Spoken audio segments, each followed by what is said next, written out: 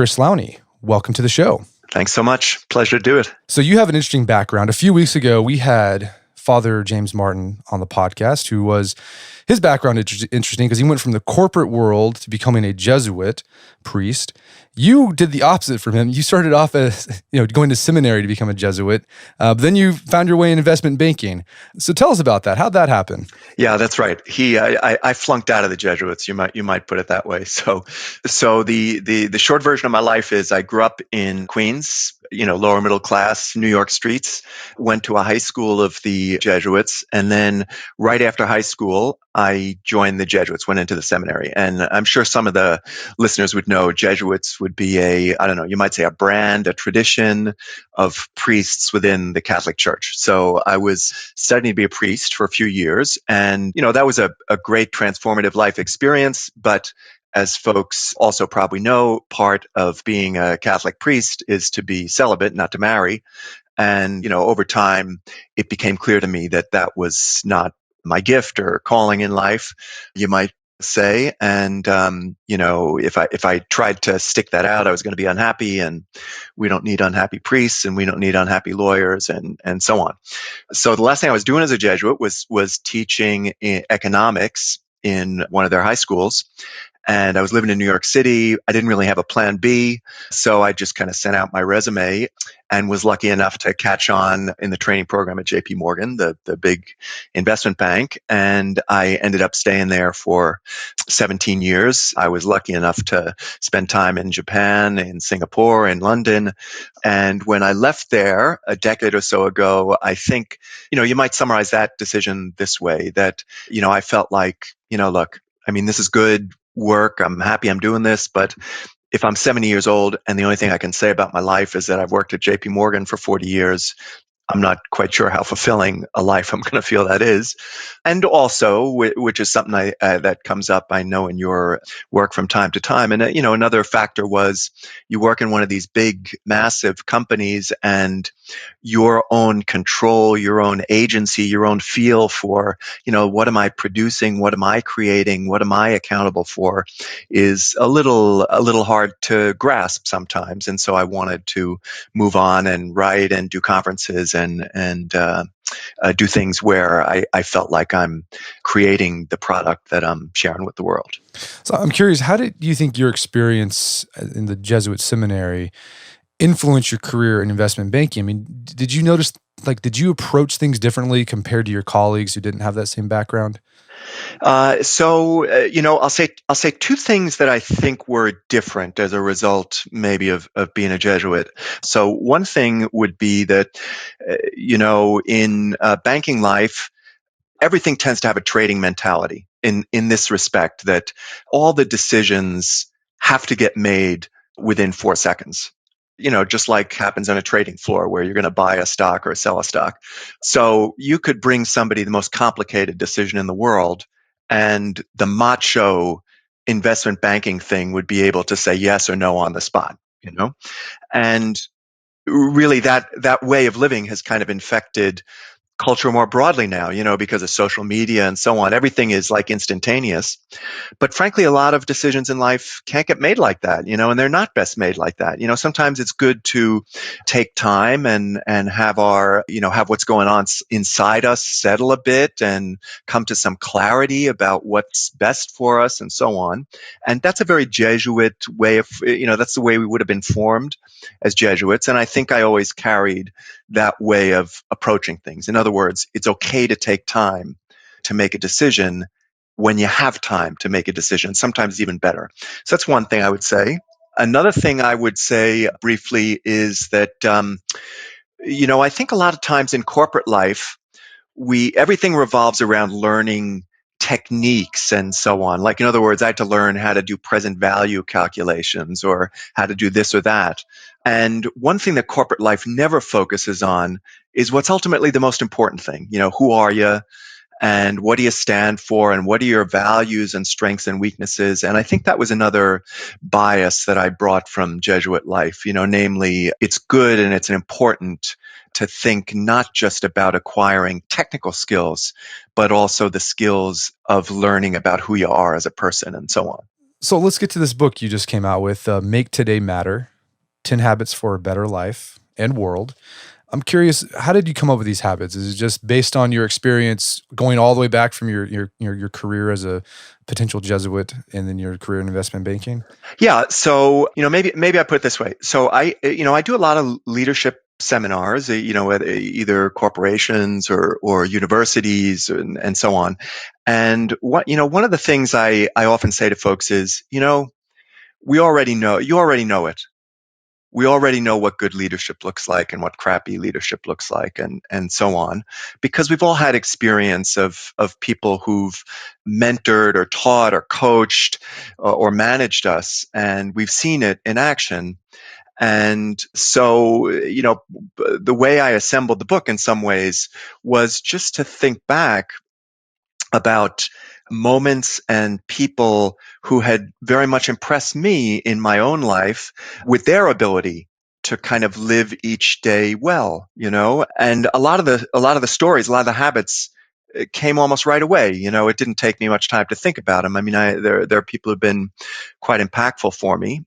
So I just cataloged mentally some folks who'd made a deep impression on me, and then tried to extract, what is it that sort of crystallizes the way they go about doing things that I think could help me and could help the rest of us. And one guardrail I gave myself in putting it together was that I was interested in bite-sized, how do you do it every day kind of stuff, because I feel that part of the challenge of the 21st century here is that, daily life is this utter maelstrom, and there's way too much going on. And we all have to process too many stimuli every day, whether social media or television or whatever the heck it is. And it tends to kind of distract us and draw us off course. And I tend to feel with a lot of people, the problem in life is not really that they are pointed in the wrong direction. Most of us kind of know where we'd like to go and who we'd like to be. Rather, the problem is that daily life's craziness and distractions and nonsense kind of distract us and pull us off course. So I was interested in habits that really boiled down to, how do I do it today? How can I make my daily life better? Not so much, let me think of these visionary, long-term, aspirational kind of things.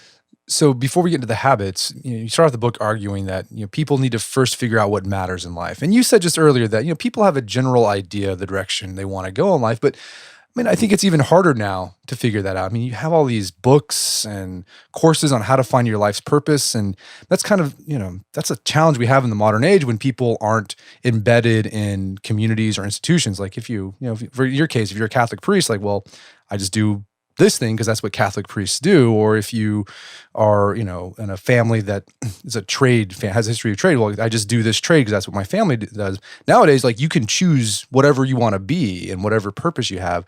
So what do you think is the approach on figuring out what matters and what direction you're going in your life when you have all these choices to choose from? Yeah.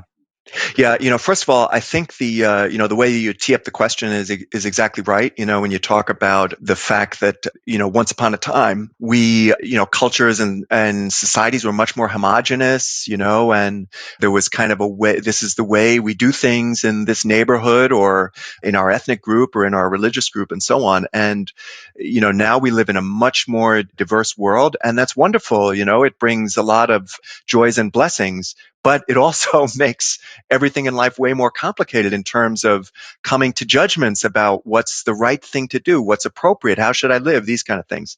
And one of the things that always haunts me in that regard is I remember once, some years ago, reading an interview with a guy who had pioneered, a chief executive had pioneered a world-changing merger, and he had recently retired, and he made a comment basically like, I had gotten to the age of 60 and realized I didn't know anything about the essential questions in life. And I went on and I felt like I have to go on a journey. I have to find myself. And,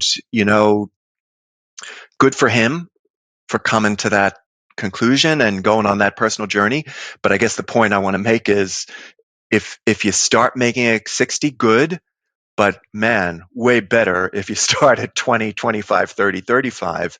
And in a way, that was the early part of the book. And the question you're getting at is, how do we start to engage in that challenge of figuring out what sense of purpose and what matters and so on? And, what I like to say to people, what I say in the book is, I feel like you got it better than you think you do. We kind of know.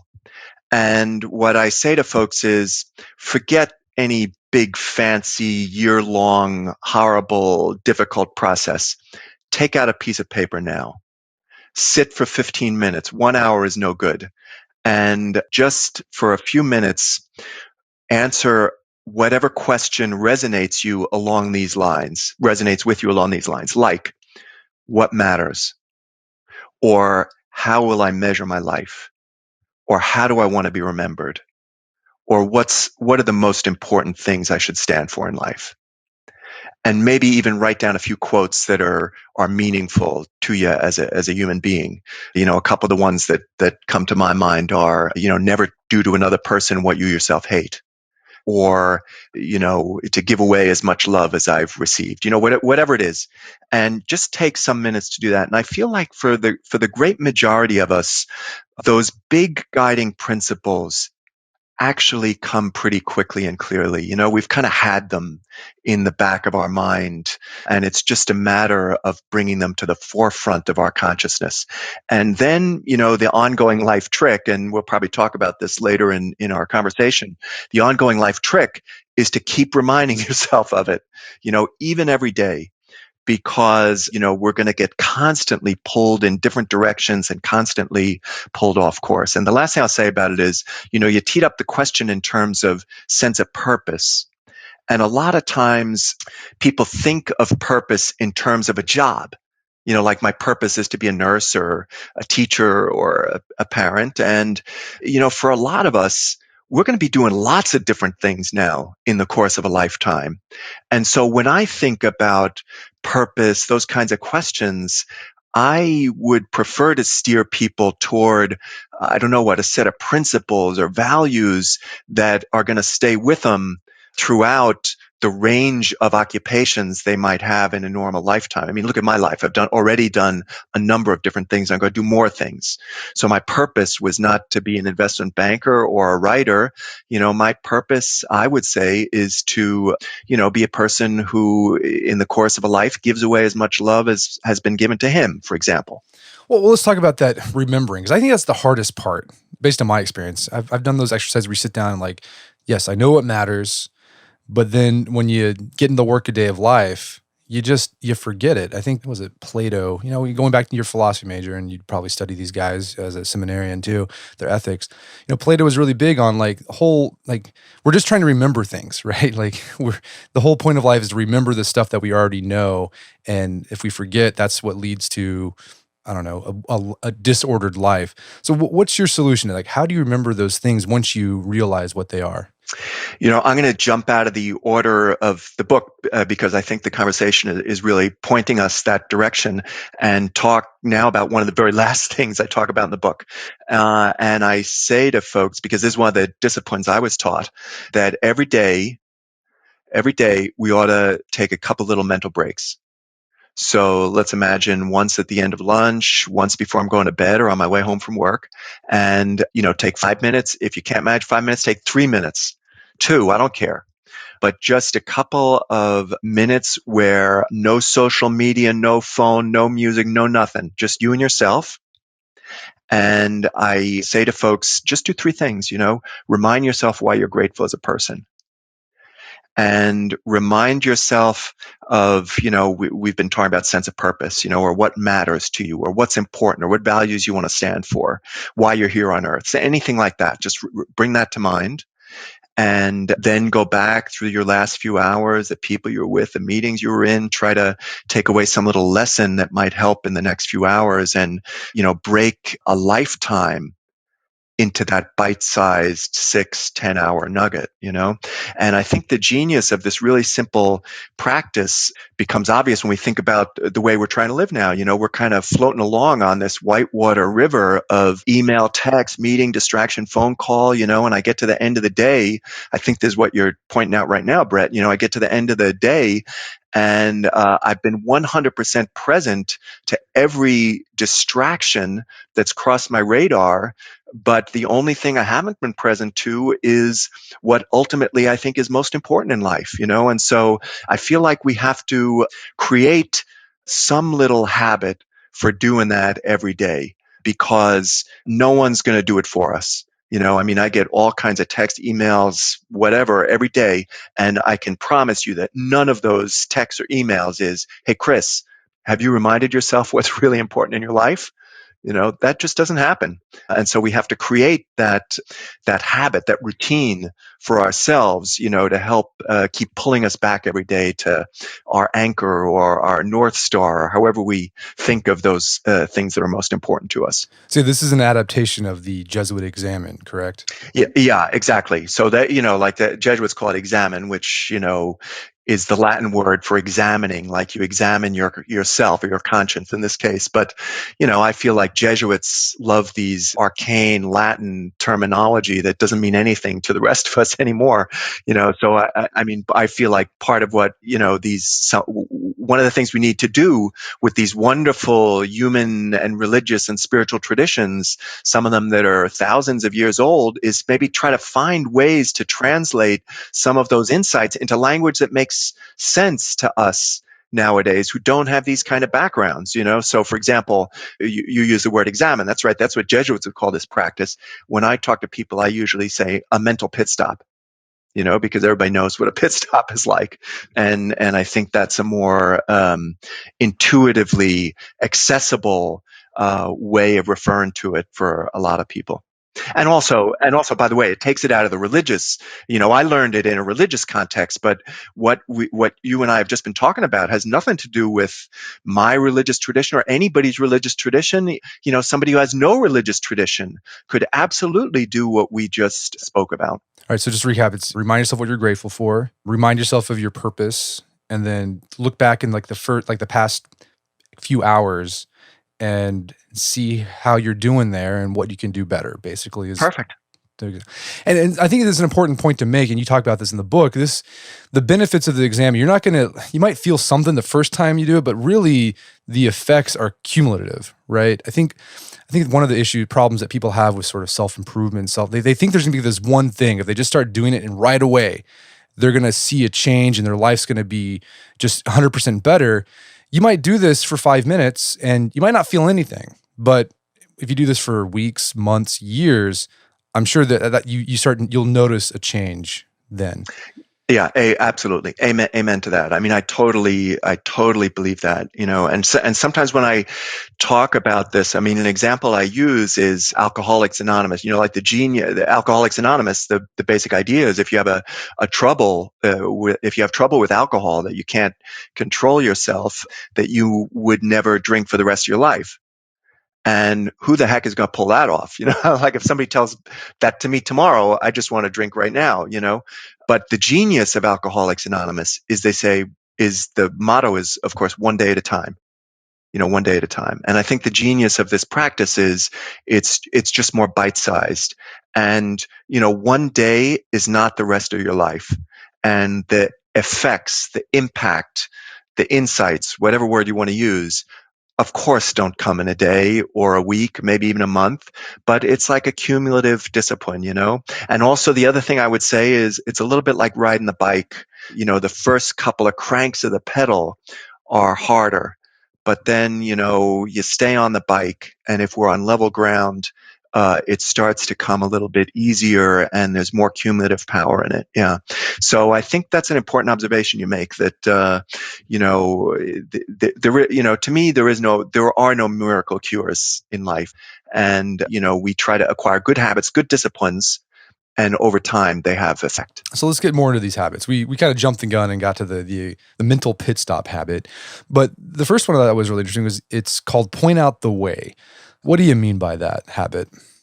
Point out the way to me is my shorthand way of saying be a leader.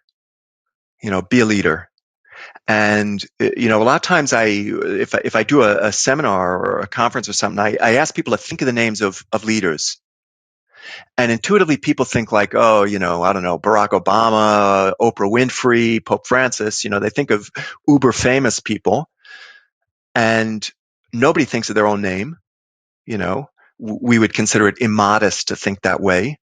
But one of the dictionary definitions of leadership is to point out a way or a direction and to influence others toward it. And look, everybody's doing that all the time.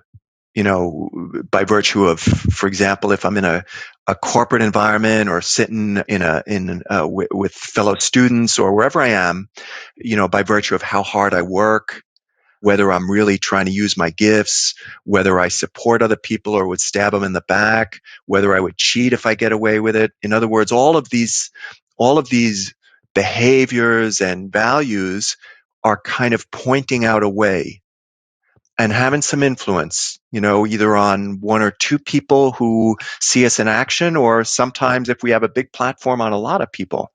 So that first habit of pointing out the way is really inviting people to think about the fact that, hey, pal, my friend, you have a leadership opportunity and responsibility now. Like not if you become president of the United States or chairman of your company, but just now, your actions are pointing out a way and having some influence. And so please keep that in your mind and think about what way you would be proud to point out by your behaviors and actions. Yeah, I think that's a great point. Once you think of yourself that I'm having an influence on people, that idea can immediately change how you behave because you realize, wow, that it's actually going to influence people. So I better bring my A game to them, whatever that might be. Absolutely. So another habit is bring big heart every day. So first off, like, what do you mean by that? And then I've got some follow-up questions I want to ask about because this was the one that I thought I had a lot of questions about. Yeah. So let me tell a story I didn't tell in the book. So once not so long ago, actually, I was at there's a Manhattan School of Music is not so far from where I work. And it's this wonderful place where, these folks in their late teenage years or college age years, a very high level of musicianship are learning to be great musicians. And you could wander into the street and hear them, do their little recitals and so on. And one day there was a master class taking place for piano students. And this guy, and so these students would come in and their technical skills were fabulous, but sometimes their playing, at least in the mind of this master who was coaching them, was a little robotic. And an observation he made was, do you know what the word virtuoso means? And we think of virtuoso as meaning excellent, of course. He's a real virtuoso. But part of this master teacher's point was that part of the root of the word virtuoso is just being brave. And his point was, you just need to go for it in your playing. You have the technical skills. But what you're not bringing enough is your heart, your spirit. You're going for it. You're taking a little risk. So in a way, that's the core of the idea I was trying to get at in that chapter, namely that people who are really effective every day are somehow really trying to live every day and not just drifting through it, not just going through the motions, but whatever they're doing, they're trying to bring their best selves to, their best gifts to. And I know that is not, I don't mean to over romanticize what that looks like or feels like. So I've written a few books and people sometimes ask about what is good preparation for being able to write a book. And without joking, I say to them, something, having worked in a big company, having worked for the man for a lot of years is good preparation. Because one of the things it taught me is every day you got to show up. Some days you're bored. Some days it's just not coming. Some days you don't want to be there. Some days you feel a little bit sick or off, but you have to learn the discipline of being willing to sit down and try to put in your effort to whatever you're doing. That's the core of the idea I try to get at there. But how do you do it on those days, right? Where you wake up and you're just like, I'm not feeling it, right? Um, and it could be like not just about work, but it's like your family. You're just like, I don't want to. I just want to sit and do nothing. So how do you overcome that tendency to just be passive and not be, live boldly, live bravely? And again, like you said, we're not trying to. You don't need to like change the world, but just like live life, right? Yeah. How do you overcome that? So look, so I have a couple of ideas about that, but let me say this first as a preliminary before I say those ideas. First thing is, if I thought I was the exemplar of how to live every habit I write about in the book, I would have written about a book about myself, not about these other people. So I think, the first thing I want to say is I wrote the book for myself too. It's not like I have all this stuff figured out. I'm also trying to learn the very habits I'm championing to other people, But having said that, here's a couple of things that cross my mind. I did, the title of the book uses the word habits. And I use that for a reason, because I think habits and discipline are important. I mean, it's not sexy, but I think it's important. And I sometimes I think we have this, and you almost alluded to it a little bit earlier in one of your questions, this kind of romantic idea that I'm going to have some inspirational moment or insight or moment of truth. And then from then on, all the motivation will come and I'll always be running for the prize and so on. And in my experience, the world, just does not work that way. And so I feel for a lot of us, part of getting to that result, part of getting to a really invested pursuit of whatever is important is that we kind of teach ourselves good habits, and and one habit is I'm going to try to show up every day, and do what it is I'm here to do, whether it's take care of my kid or be good to my wife or be somebody who really tries to help customers or be somebody who's honest. I'm going to try to work hard to do that every day and get myself into the habit. So that's the first thing I would say. But the second thing I would say is, you're right. I mean, some days it is just absolutely not there. And I have always found the motto of the medical profession to be strangely relevant to every other life. Some people may know that it's not actually in the Hippocratic Oath, but it's sometimes said that the first motto of a doctor is first, do no harm. And, sometimes that's the best you could settle for today. Like, in other words, I know this is not going to be a winning day, but let me at least see if I could do no harm today, do no harm to the people I love. I don't mean physical harm, but you understand my point, not say the thing that's going to be hurtful to my spouse or not treat my kid in such a way that's going to be punishing or harsh or not make life a pain in the ass for my colleagues. That's the best I'm going to be able to accomplish today is doing no harm. And if that's the best, that's okay too. Right. And I think it's also important, you're gonna have seasons in your life where it's like super productive, and there's other seasons where there might be a lull, and that requires patience, and you just keep plugging away, and eventually you'll get that mojo that comes back for whatever reason. Yeah, and let me actually, if you don't mind, let me say something about that too. One of the quote that's always been very helpful to me in my own life is from Kierkegaard, the Danish philosopher, and he had this line: "Life must be lived forward, but can only be understood backward." And in other words, what he was getting at is, and absolutely, I felt this way. There were times like I'm a Jesuit, and now I'm kind of discovering this is not where my calling is in life, and where is this going? And am I going anywhere? Am I making progress?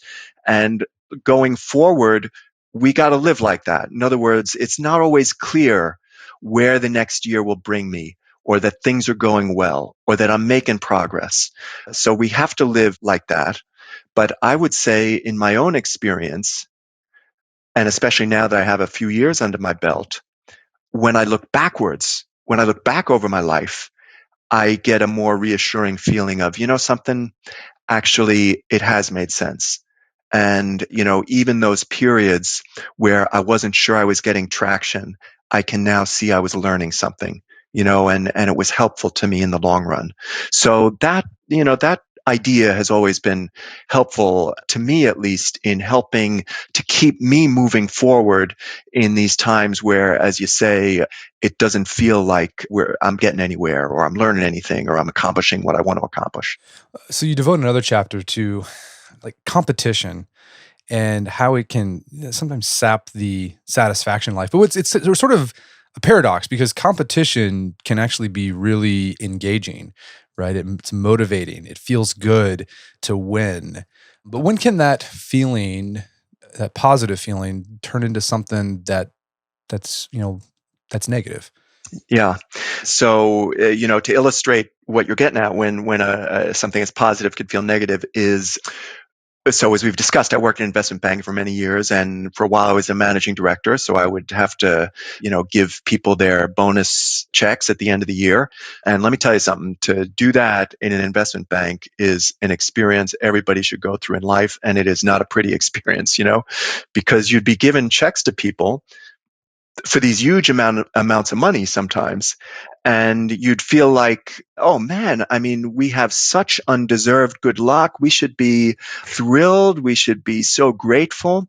And in fact, the way it would play out would be, it would be kind of grim. I mean, many people would not want to show if they were happy, because they were already sort of positioning themselves for a year from now. And other people, they would kind of be okay.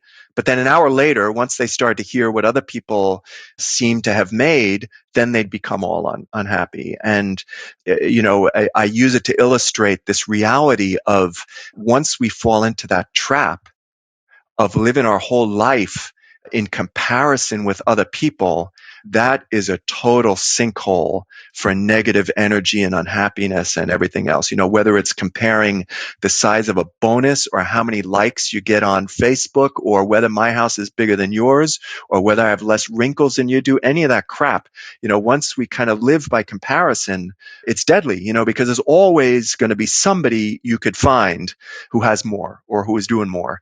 And sometimes there's a frame. One way of thinking about it is, instead of approaching my life in a competitive way, or a comparative way, I might think of my life in a contributive way. In other words, I'm not here on earth to compare myself to you and to outdo you. I'm here on earth to contribute to something, whether first to my family, of course, to making people feel loved and grow, and reach their own potential, then to my community and my colleagues and so on, and when we can kind of steer our heads more to this contributive way of thinking, I think it's a formula that could bring a little more satisfaction, when we're stuck with a very comparative way of thinking. You mentioned competition. Let me say a word about that. I mean, you're right and it is kind of paradoxical that, to compete does lift our game, and make us better. I once heard this. I wish I invented this myself. I don't know if it's true, but somebody once made a comparison for me, of the words competition and rivalry. I have no idea if this is true, but I'll say it anyway. And their idea, they etymologically, what they were explaining to me was that competition has more the sense of what we do together, and we lift each other's game. By competing in the race with you, it forces me to be the very best I can. Rivalry has more the etymological sense of drinking out of each other's river, or sharing the same river or something. So it's more like a fight. The point is not that competition makes me better. The point is rather that I need to beat you. And that's where the troubles start. And so I imagine the way you shift from this comparison to contributive mindset is through that daily practice that you do. Yeah, good for you. Absolutely. Because, how often do I forget what I just told you? about every 3 hours, because this is what life is, huh? I mean, I see that somebody I know has been very successful, even a friend of mine. And I know that the good part of me, all I want is to celebrate their success. But there's a little, there's a little part of me that gets a little bit resentful, also, and I'm ashamed to admit it. But I mean, I think that's part of what being human is like, that we screw up and we're not our best selves all the time. So yeah, I mean, to kind of commit to this practice of, okay, look, I'm going to try to take a couple of minutes every few hours and pull myself back on track so that I can hopefully reel myself in before my craziness of resentments or competitive spirit or greed or status concern or lust or whatever the hell is the nonsense, takes too firm a grip on me. So another habit you have is give away your sneakers. What do you mean by that? So that's a story that really touched me. I'm on the board of a hospital system, and we try to gather, and collect stories every year of folks who are really showing the spirit of our hospitals at their best. And one of those stories I read was written by a nurse in one of our emergency rooms.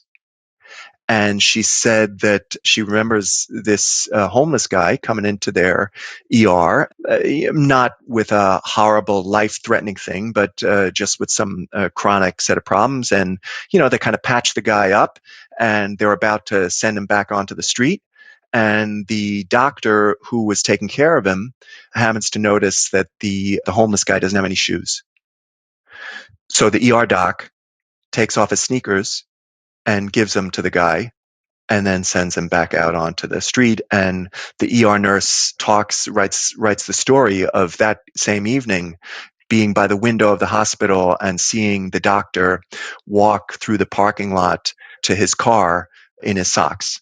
And for me, that really has been a touching story that I always keep in mind. And the point of the story, the habit, the idea of giving away your sneakers is to try to, can I get my head today into the space where I recognize that I have some opportunity that I might miss to make some little contribution to making someone's life better or the world better. And let me give you a couple of very simple examples. I live in a big apartment building, and there's a guy who hangs out in the lobby sometimes, a resident, and I think in part because he's a little lonely, and most of the time I kind of cruise by because I feel like, oh man, I have things to take care of, or I have other things to do, and so on. It would cost me so little, just to spend those 2 minutes there. Or I walk in my neighborhood almost every day. I like to go for a walk, talk about this little mental pit stop. That's how I do it sometimes. And, I live in New York City, so there are like candy wrappers and garbage on the side of the road. And it would be so easy for me to pick up some of this stuff and, and just throw it in a garbage can. But most of the time I don't do that either. So to kind of get ourselves into the mindset of, I'm going to take some opportunity today to give away my sneaker. In other words, to do something that just happens to float into my path that is an opportunity for me to do good. And does any of that stuff change the world? Absolutely not. Absolutely not. But that, I think, is part of our problem in life, that we're kind of sitting around waiting for this golden world changing opportunity. And for most of us, life doesn't work that way, and what it is for us is a lifetime of these daily small moments that in the course of decades add up to a life that you can really be proud of and feel happy about. Yeah. Yeah. One of the interesting things I've noticed in my own life is, thinking like, oh, how can I recognize those opportunities? But what I've found is like once you do it once, like your brain starts looking for those, like it starts noticing those things more. And I don't know, once you start doing it, like we talked about earlier, once you start doing something, it creates momentum that you keep doing it. So if someone's out there listening, like, well, how can I be more aware of what's needed? Well, just do it once. And I think you'll start noticing things even more after you do that. Yeah, good for you. And I feel like I totally agree with what you just said. And I feel like I once read even that there's some dopamine impact sometimes in giving away or doing good or something like that. And, I've meant to track down that research. So yeah, like in other words, even on a chemical, psychological level, the sort of reward we get for doing that can be its own reinforcing mechanism that helps us to, get beyond the first few cranks of the pedal and get us to the point where it's now rolling more smoothly. So the last habit I want to talk about, we haven't hit on all of them, but the one that really stuck out to me was gratitude. And you started off the chapter with the sentence, gratitude is like cholera. So explain that one. How is gratitude like this terrible disease that people suffer in tropical areas? So, cholera is spread person to person, and cholera is very impactful. And same with gratitude. It's if I am a grateful person, I show gratitude to you. That makes you happier, and in turn makes you a more grateful person. And I have absolutely seen that to be true in my own life. I tell the story of a teacher who, after I made this little pitch for gratitude in a seminar, she happened to have an interaction with somebody back at her school, and just in the business-like way that we tend to interact, just, okay, please do this, or so on. And then afterwards, she kind of remembered the concept of being grateful. And so she sent a follow-up note to this guy who had done something back in the school and said, look, thank you very much. I really appreciate your dedication to the school. And the guy sends back a note to her saying, oh, thank you. You made my day. And then she comes up to me with her cell phone. She shows me this note, and like she has tears in her eyes. She's so happy, and then I feel happy. And I must say I have found that to be true. And I feel like what part of the craziness and the disease of modern life is that we're very problem aware. Do this, solve this, this is going wrong, this is a pain, all this kind of stuff. And instead, I think sometimes we have to kind of rejigger our mechanism to be a little more mindful of being grateful. I also tell the story in the book about my mother, and who's passed away now after a wonderful life. She had a serious car accident at one point, and it took weeks and weeks for her even to stand up again, much less walk. And I remember distinctly one day going down these few flights of stairs on the way to a train station, and just being able to savor the miracle that I could walk down a flight of stairs. And I mean, I don't mean to be overly romantic, but I mean, it's true. I mean, there's so much that we have that we take for granted. And the research, the positive psychology research teaches us that people who are grateful, they end up being happier. They end up just naturally wanting to exercise more. They end up being more productive. And so what can we do to kind of flip the switch into being more grateful persons and getting all the payoffs that come with that? And that's why you do the daily practice. Absolutely. Step one, be grateful. Be grateful. Well, Chris, this has been a great conversation. Where can people go to learn more about your work?